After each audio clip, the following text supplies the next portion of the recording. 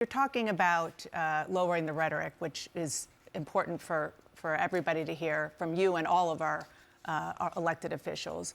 But there is some concern, a lot of concern among Republicans about the rise of anti-Semitic hard-right figures in your movement, especially after Tucker Carlson hosted white nationalist Nick Fuentes on his podcast, didn't question Fuentes about his vile language or views.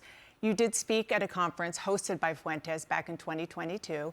You were criticized, and you said then that you didn't know about his views.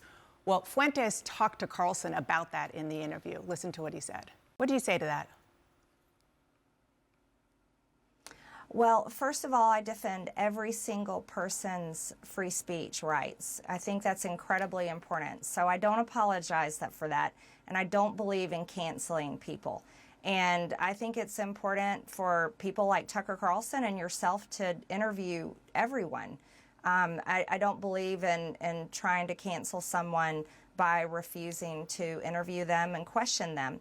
And I did speak at his conference back in 2022. However, I don't know Nick Fuentes.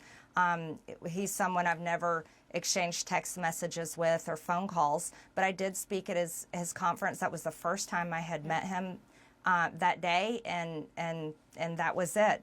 But I did watch the interview. I watched the full interview with Tucker, and I admire him for interviewing many people as well as exposing a lot of powerful information. I hear what you're saying. He does on his show. I hear what you're saying about free speech. I mean, count me as guilty as a proponent of free speech. There's free speech, and then there is hate speech. And this is a man invited on a really prominent conservative show who said, even during that interview, he had a problem with, quote, organized Jewry, and he wasn't challenged on it.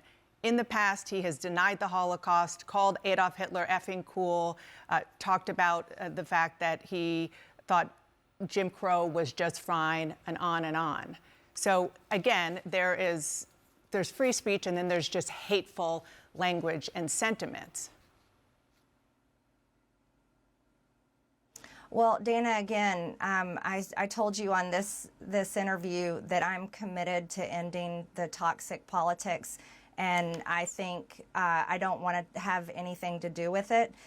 You should have Nick Fuentes on your show, and you could ask him questions about that. I myself am not anti-Semitic.